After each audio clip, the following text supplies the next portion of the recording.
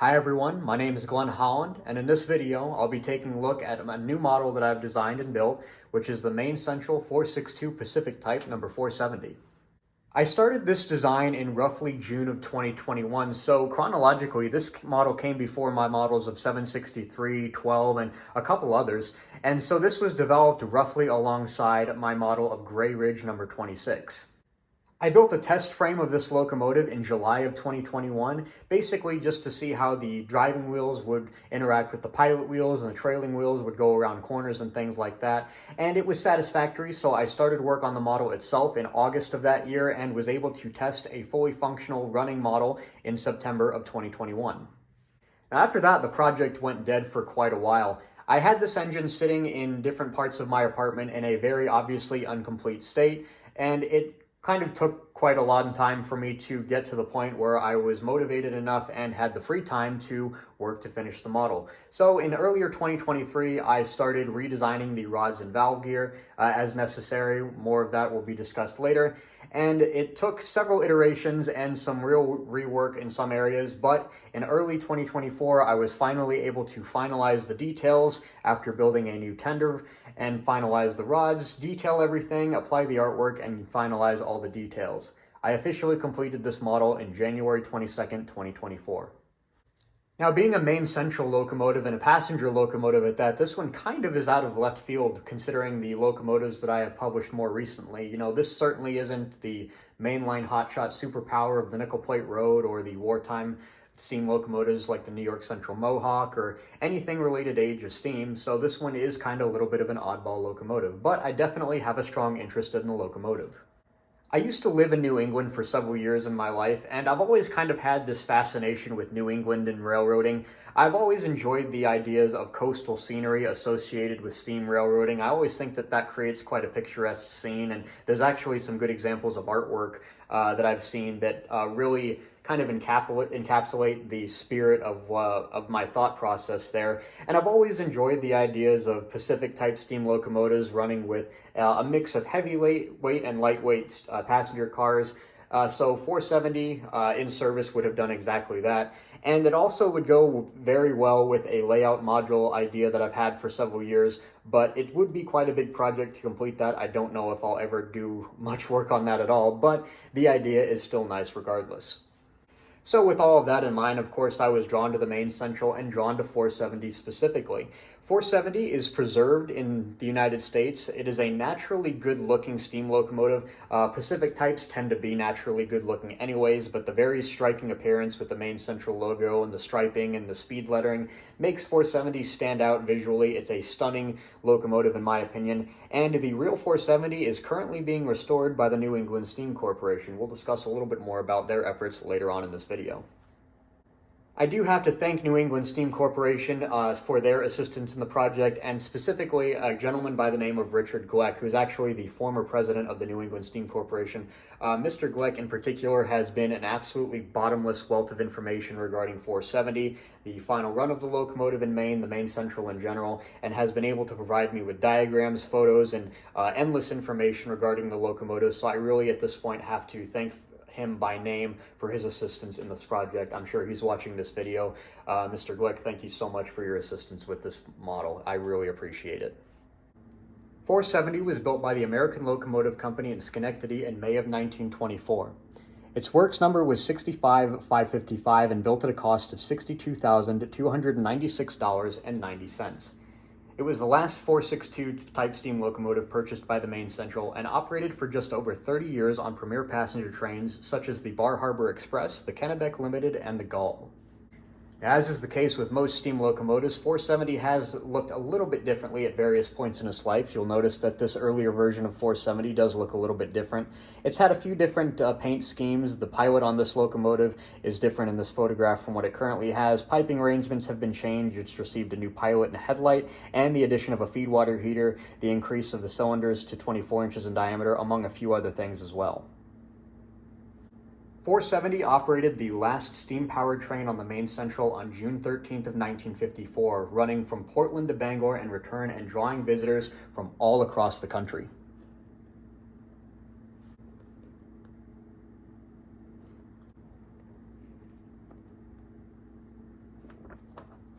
There's some good video both on the New England Steam Corporation website and their YouTube channel highlighting the final run of 470 in 1954. I highly recommend checking those out if you're curious.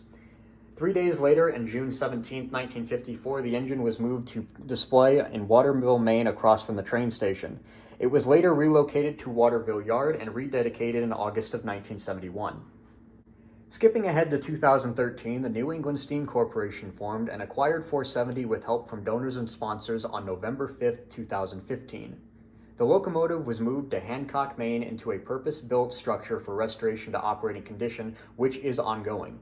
The locomotive is currently disassembled as work progresses steadily. Looking at the history of 470, you could perhaps say that it did have a more mundane service life, but it claimed to fame with the last run of steam in the Maine Central in 1954, and being actively restored to operating condition does win 470 a special place in my heart, and as such, I had to model the locomotive in Lego. This model is the first Pacific types that I've modeled since the second version of my Pennsylvania Railroad streamlined K4, and I believe the first unstreamlined Pacific type that I've ever designed. The design borrows heavily from a few different locomotives and expands upon techniques from engines such as number 26 and the Mohawk. I've modeled 470 to represent the engine as it looked on its final run and as it was moved onto its display in Waterville in 1954. It's a very striking look. Under the hood, the locomotive is powered by one Power Functions L motor. It's mated to a modified gear tower, very similar to the gear tower that I used in the Berkshire, but modified for just one motor as opposed to two due to space constraints in 470. The motor does sit about one stud farther back than normal to accommodate the boiler taper that you see in the center. The motor is geared directly at a 1-to-1 gear ratio to XL.25 size driving wheels. I'll explain a little bit more about that later. And the motor is powered by a V2 Power Functions IR receiver and a 7.4 volt Tenergy battery. Very similar arrangement to my other more recent steam locomotive models. For using a single L motor, the model does pull pretty well and can run at a pretty respectable speed. I've had this model both tested on my floor and had it running for about 2 hours without any issue, and I was also able to test it at a local show within the past couple of weeks from the time of recording this, and I got a pretty good hour of performance out of it there without any major problems at all, so I'm pretty pleased with the performance. But I do plan to model a powered baggage car to put behind this locomotive, which will provide some extra power and tractive effort to model more prototypically longer passenger trains. But overall, I'm very pleased with the performance of this engine. I would say it's pretty similar to my Grey Ridge 26, maybe slightly weaker, but still quite satisfactory. And we'll show some video of the locomotive operating a little bit later on. At this point, we'll take a more detailed view of the model itself. Here's a look at the front of the locomotive. Starting at the bottom, I've got the pilot modeled here with a brick model railroader Katy knuckle coupler added in there. I don't know if I'll ever actually use it, but it's a good detail to add. Moving a little bit farther up, we've got the headlight and the number boards here. The headlight in this case is a 1x1 Technic lift arm with cheese slopes glued to either side of it. I don't really have a good reason for why I did that. I wanted to try to preserve the round profile of the lift arm while also getting the angled number boards represented by the cheese slopes, but the effect is kind of nullified since the cheese slopes are the same thickness or width as the lift arm, so it's a little bit of a wash, but you could replace the lift arm with a 1x1 brick with studs on opposite sides to produce essentially the same effect. The decals here show the number boards with the stenciling cutouts still in place. It's a very good detail. I'm very thankful to have those on there. And the number board just underneath the headlight shows the brass numbers that 470 carries in that place in real life. Towards the top, I have the bell modeled front and center on the front of the smoke box. The bell is a Fez piece, usually a Lego minifigure headgear piece, but in this case it's been modified to a chrome gold color by Chrome Block City and works quite well in this application. On either side, I've got the marker lights modeled with the white flags that 470 ran on its final run in 1954. Here's a look at the fireman side of 470 in profile. Starting up here on the smoke box, I've got the patent plate decal installed on the side of the smoke box. One of the interesting details I learned that on 470's final run, it did not wear its builder's plates for whatever reason, I don't exactly know, but it did carry its patent plate. The patent plate has patent numbers for different appliances on the steam locomotive. 470 does not have its original patent plate anymore, but it does have an identical patent plate from a sister locomotive. That is currently in the collection of the New England Steam Corp. So I was able to have Cale draw up the patent plate for 470 and have it represented on the side of the smoke box. If you look at the front corner of the smoke box here, you'll notice that there's basically a hole cut into it, and that hole is actually prototypical for 470, oddly enough. That is essentially where the feed water heater was installed. Back in the day, 470 was not originally built with a feed water heater, but it was applied later during its life, and that's where they put it. There would have been pipes coming out of this hole in the smoke box for various different parts on the engine that were associated with the feed water heater. Kind of an interesting design choice, but that's what they did, so I had to model the hole in the smoke box, of course. Continuing along the top of the locomotive, plenty more piping detail here near the smoke box, some of which relevant to the booster engine, some of which handrails and other piping as well.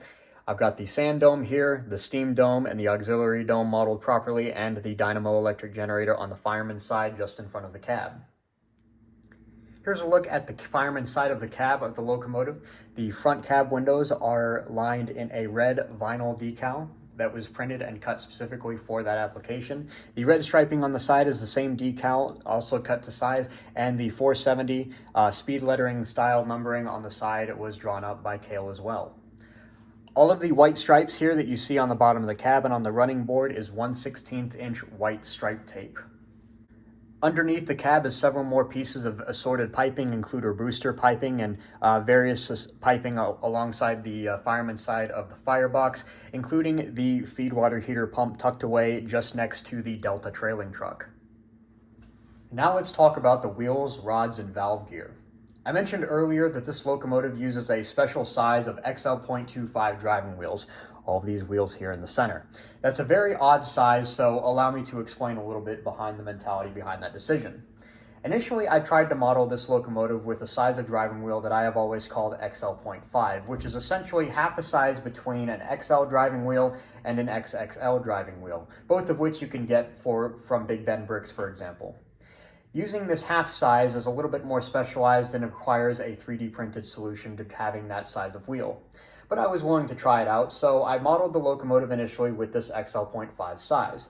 But I quickly discovered that the wheel spacing on the drivers and the proportions of the locomotive were entirely incorrect. The wheel space was too long, the locomotive was too long overall as a result, so I bit the bullet and moved down to this even more specialized size of XL.25. Essentially, the driving wheels on my model of 470 are just a half a plate larger in diameter than an XL driving wheel.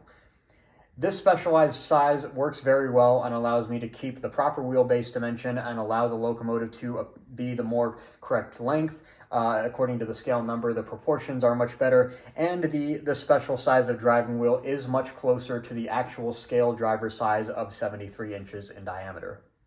It was quite a bit of extra effort to do that. I really didn't want to get that specialized in this locomotive when I had initially started working on it, but the choice to do so I feel was worth it overall.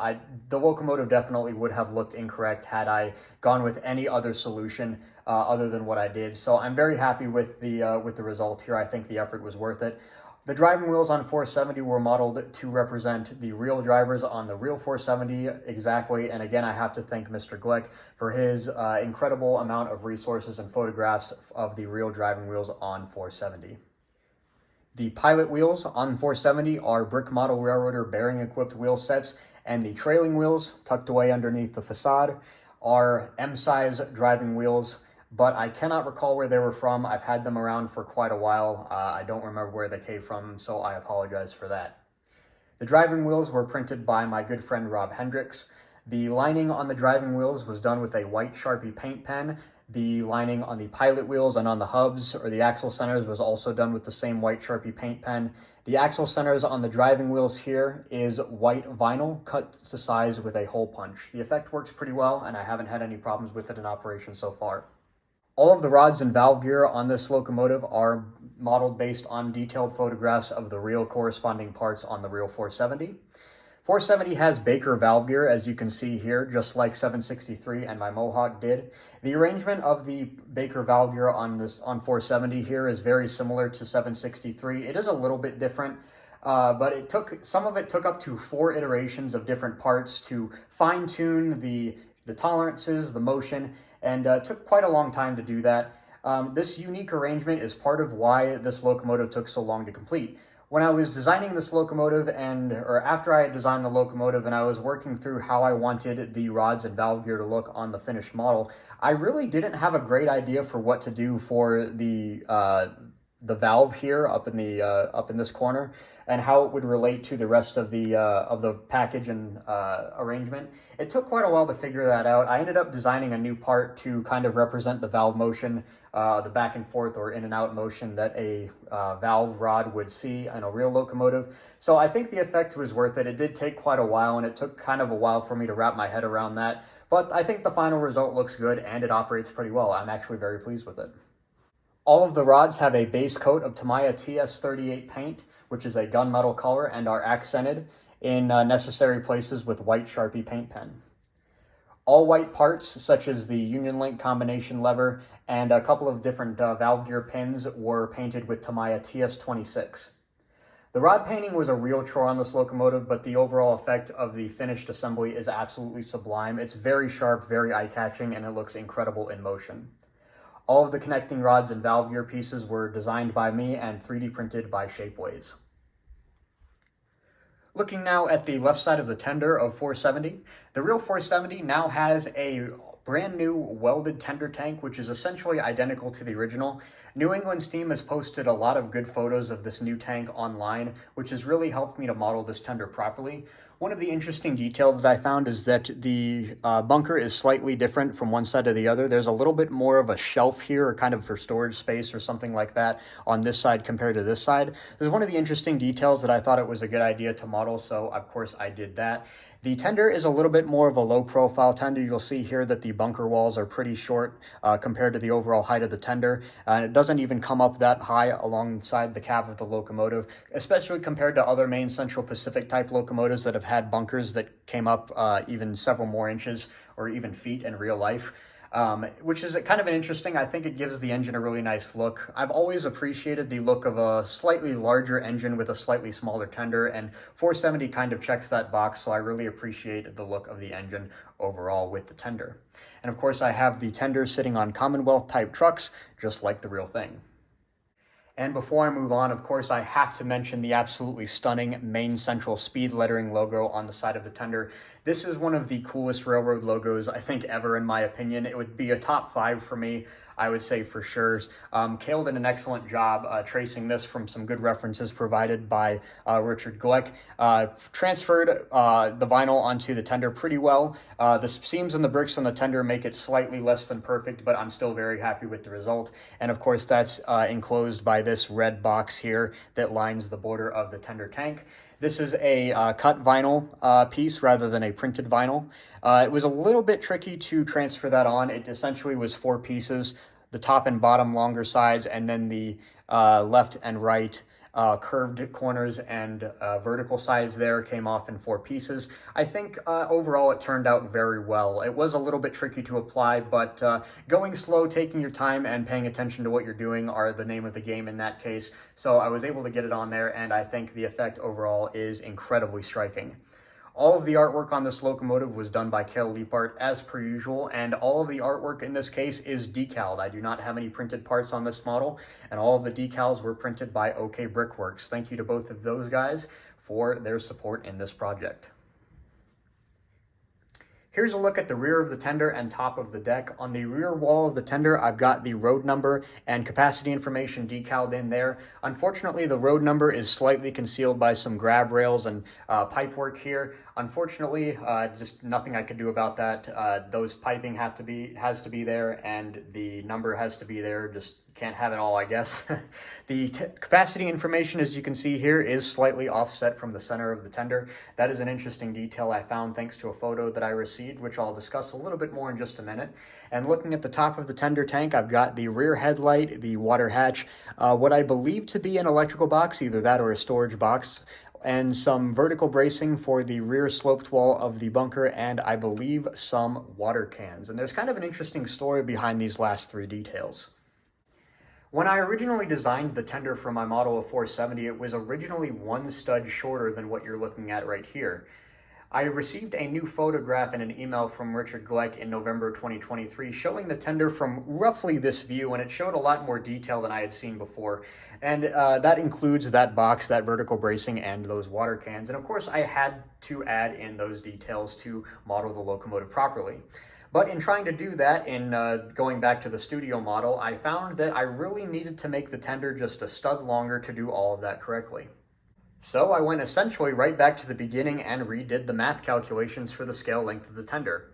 Essentially what it boils down to is that formerly the tender was about a half a stud too short in length, and now it's about half a stud too long. In my book, that's pretty close, and I think that the detail added on the top of the tender tank was worth that change. So the tender of 470 is pretty new compared to the rest of the locomotive, but definitely a necessary change to add in this really interesting detail. It does definitely give the locomotive a little bit more character versus having all of that omitted from the model as a whole.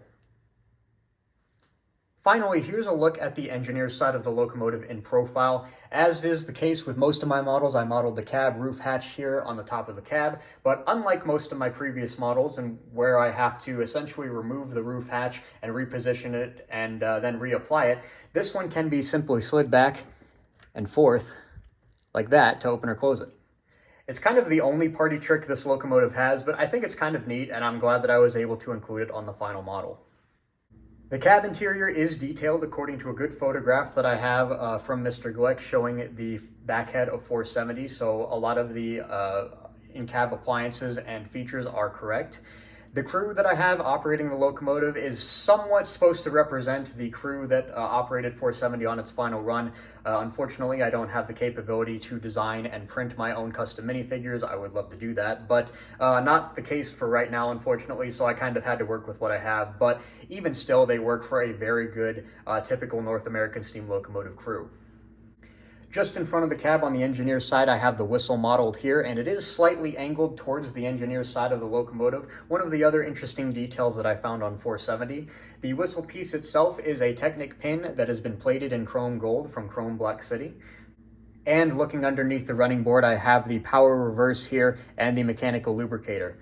Another interesting detail of 470 I found is that it does have a precision screw power reverse, just like the Berkshire and the Mohawk did. So, of course, had to model that similarly as well. And the control in the cab is a spinning wheel rather than the reversing lever quadrant, as would be typical for other locomotives with different kinds of power reverse.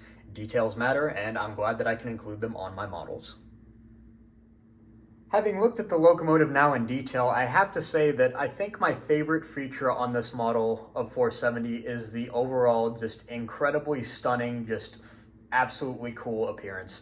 I'm going off script here a little bit just so I can kind of speak my mind, but the Maine Central speed lettering logo, the look of the 470 numbering, the red stripes, the white accents on the wheels and rods, it all just works so well together to present what I think is one of the best looks for a Pacific type steam locomotive that I've ever seen. I absolutely love it, and the Maine Central did an amazing job on that artwork. I think it's absolutely some of the most eye-catching artwork that's ever been put on a steam locomotive. I'm glad that I was able to represent it, and I think that the artwork on this locomotive makes it absolutely stand out from the rest. So I think that the overall artwork and appearance of the locomotive has to be my favorite part about my model. Now, unfortunately, I don't have the passenger train modeled for this locomotive just yet, so when I bring the engine down onto the floor here in a minute, it's just going to be freight cars, so you'll have to bear with me for that. But let's go ahead and get it down onto the floor layout and see how it runs. All right, I've got the engine down on the floor. I've got some freight cars behind it. Let's take it out and see how it runs.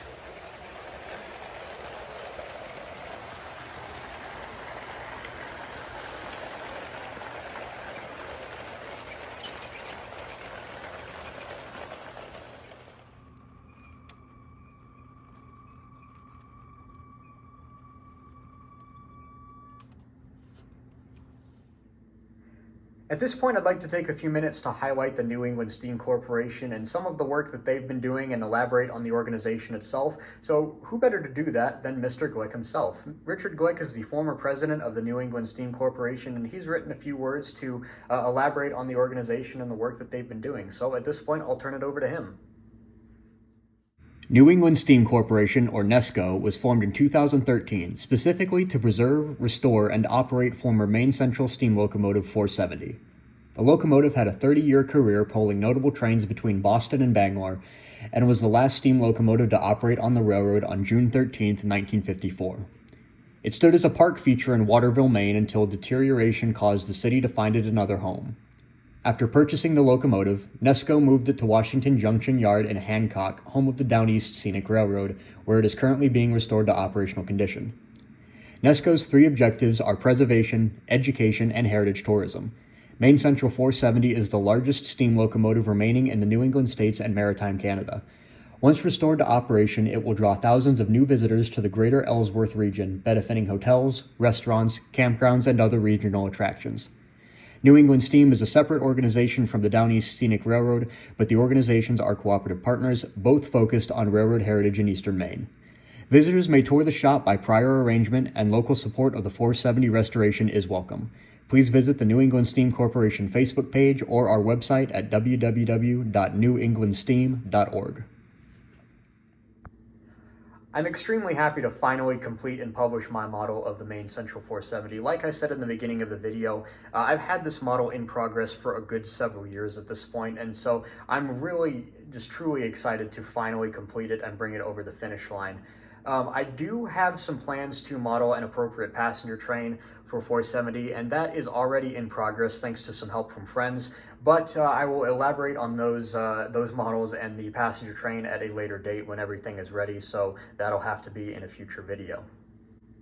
As always, I've posted a full photo album to my Flickr photo stream. I'll leave the link to that in the description of this video, and I'll also leave the link to the New England Steam Corporation website in the description as well. I'd like to ask everybody to consider donating or become a member of the organization, or if you can, volunteer your time.